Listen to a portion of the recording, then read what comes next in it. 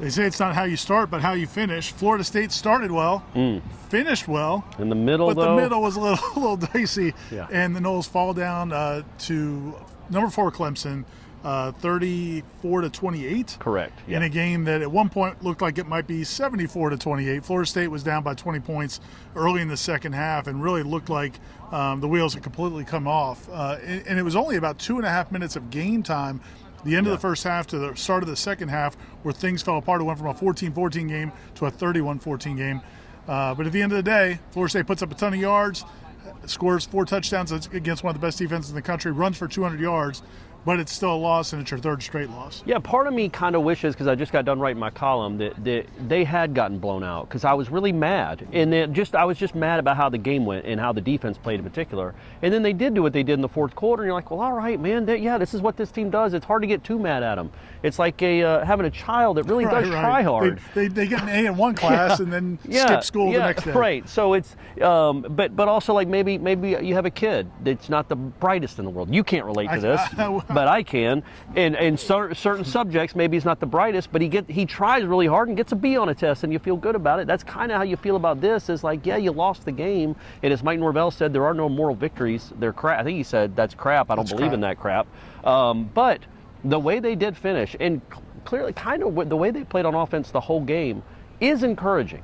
I think, because that is a good defense. And you ran for over 200 yards. If you take the sacks out of the equation, you ran for like 230 yards on Clemson. You put up 460 yards and 28 points. But you lost, man. And you lost because of that stretch right there before the halftime. And you also lost because your defense gave up 6 straight scores, which is, I'll say it, man, that's embarrassing. This is not the Trevor Lawrence Clemson offense, man. To give up 6 straight scores in your building to that offense is embarrassing. I was really disappointed with the way the defense played. I did like Norvell's answer to that question, though, because I asked him, I said, man, you put up 460 yards. You asked a lot of questions in the press conference, man. You carried it. I gotta do what I gotta do, carried that Corey. thing, buddy. Gotta do what I gotta do.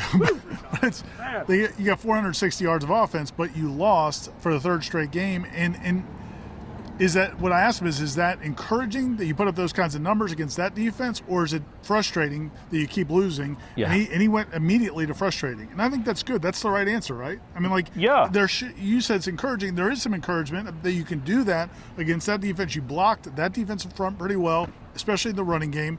Ran for over 200 yards. That defense gives up about 60 yards a game on the ground, 2 yards a carry. You average 6 yards a carry, over 6 yards a carry, and over 200 yards. That's incredible. Yeah, it really is remarkable. I said before the game that I would throw it 70 times, because what's the point of trying to run it against them? Clearly showing how much I know. You might be questioning yourself right now. Why am I even watching this guy talk after he admitted to saying that?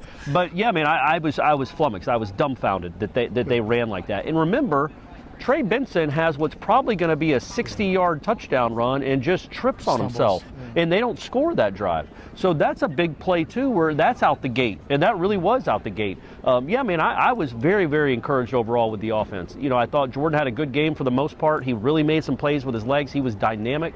The fumble's a killer, man. It's just a killer. And he saw the hit happening. It was not a blindside. He's trying to tuck the ball, and he just loses it. And as Norvell pointed out, when you're talking about these last 3 losses, they've turned it. Their opponents have turned it over 1 time in 3 games. They've had 1 takeaway in 3 games. It's hard to win games like that, especially maybe Wake. I don't think you're as good a team as Wake Forest. I don't think you're as good a team as Clemson. I think you're better than NC State, and you blew that. But when you're in these coin toss games, which all of these ended up being, you need to go make some breaks, and you need to go make some plays, and they just have not turned the ball over. And their opponents, by the way, they don't miss field goals, man. Opponents aren't going to miss field goals. They're not going to drop passes. It just does not happen to Florida State this year. But you need to start creating some big plays and some big moments. And on defense, they didn't do that at all. And that's why they're on a 3-game losing streak. No, they haven't. And that to your point earlier, I agree with 100%. I mean, the defense just did not play anywhere close. That Clemson offense has not played that well really all this season. Louisiana Tech's the only team that they kind of really scored a lot in the first 2 or 3 quarters. The rest of their games, I mean, it would be 20-10 in the fourth quarter. But to let them go up and down the field like that, and I know that it was a big momentum switch, but then you come out of the second half, and for the 3rd week in a row, the other team gets the ball and goes right down and scores. This time it wasn't just a drive. It's been these long 10-play drives to start the second half. This time it was a kickoff return. Yeah.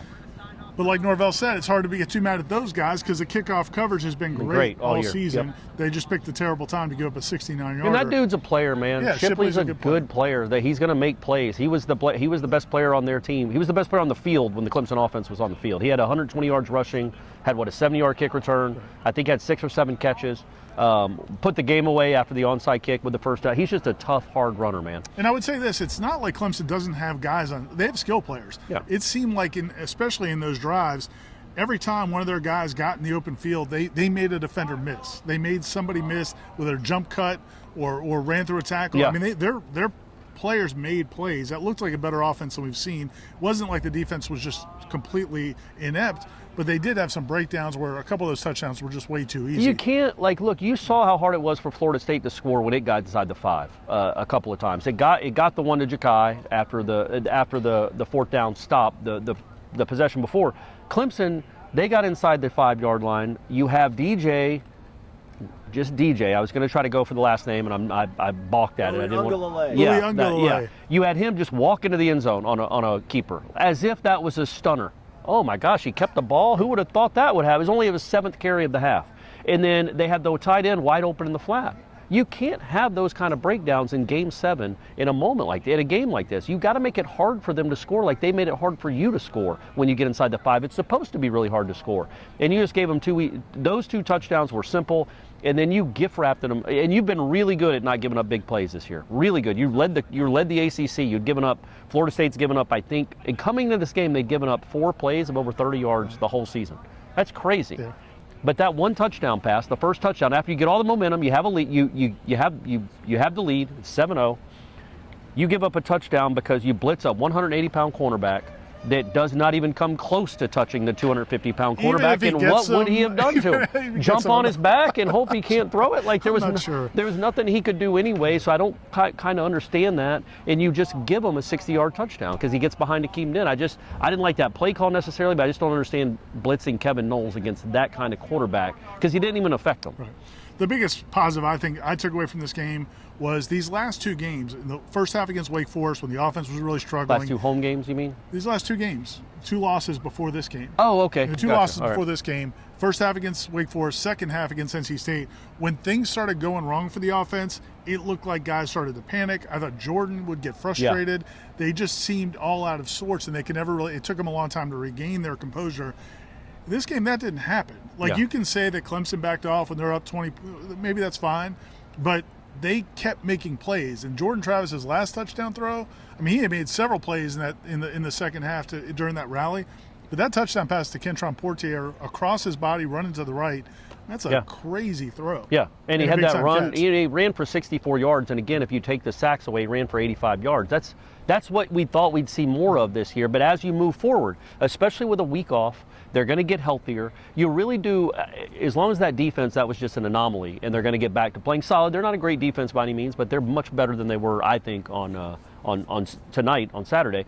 But if your offense can look like that, because if you just equate, okay, if you can score 28 against Clemson and put 460 on them, what does that mean when you're playing Miami, or you're playing Georgia Tech, or you're playing Syracuse? Like those are decent teams, but you're not going to be overmatched or worried about any of these teams anymore moving forward. I think you got 5 games. You got 5 games left to really have a nice season. I just got hit by like a moth, and I think it might have gone down my shirt, which is a little disconcerting. But I'm gonna play through it, Corey. All right. Because that's how I am. Take your shirt off. No, I'm not. Take your shirt off and let's see. Not you. Let's do it. I was wondering why you were looking at me like that. Yeah, man, it was weird. I got hit direct hit in the neck. Maybe we'll have the replay. That's how I get the replay later. Slow it down. But I did. Again, I thought the way Mike Norvell talked about the frustration of this loss, the way the running backs, how confident they sounded about the way they played, how Derek McClendon talked about how frustrated they were. He just kept coming back to execution, and that was his answer to every mistake. Yes. Usually coaches blame mistakes on execution. Derek McClendon, the lone defensive player we talked to, that's all he talked about in the post-game press conference was that they just made mistakes, and that's what the running back said. We just made mistakes. I feel like I was a little bit worried about this team if they lost this game, losing 3 straight games, getting the bye week, coming back in this last 5-game stretch. But I think those comments, I don't know, man, they left me a little encouraged. I feel like they know that there's still a lot left for them to play, and it is on them. Yeah, but I also think mainly, man, it's like that's fine, and they did say the right thing. So did Norvell. I was encouraged by the way they finished up the game. Right. And well, look, those things yes, together. they're all together, and you do think that. Okay, if you can just right the ship, get another win, get healthy, get Fabian Lovett back. And Mike Norvell said after the game that he tried to go late this week. They thought there was a chance, but he just wasn't ready. But they think they'll get him back, or he hopes. It sounded like very positive that he'd be back for the final 5-game stretch. All right, and well Trayshawn now you're Ward as well. Trayshawn Ward maybe, and now you feel fully loaded again. You're going to be healthy. You got a 5-game stretch. You can still have a nice season. It's not going to be a magical special season. That ship sailed. But you can have a good season. You can have a decent 8-4 type season. That's still very much on the table. And I feel like that. I feel just 9-3 is on the table. Sure, man, it really is. Like that was a gauntlet. Crazily, I know we say that as a joke sometimes in the ACC. That really was a gauntlet. NC State with their healthy quarterback, Wake Forest is very good, and Clemson is good. You had to play all those games in a row. My issue is, you gave Wake a 28-0 run in your stadium 2 weeks ago. You had Clemson go on a 27-0 run in your stadium. Well, that's not great. Let's stop that. Let's stop. It's hard to win games when teams go on 28-0 runs. Something to focus on here during the bye week. Florida State also might get a couple other guys back. Winston Wright, maybe we'll see him for the last 5 games. How about that? You also, Robert Scott, those guys on the offensive line, they've been playing through some injuries, might be healthier as well. So, yeah, man, and Derek McClendon, the other thing he said was they can't let this break them apart. They've got to come together, and I think that's the key, man.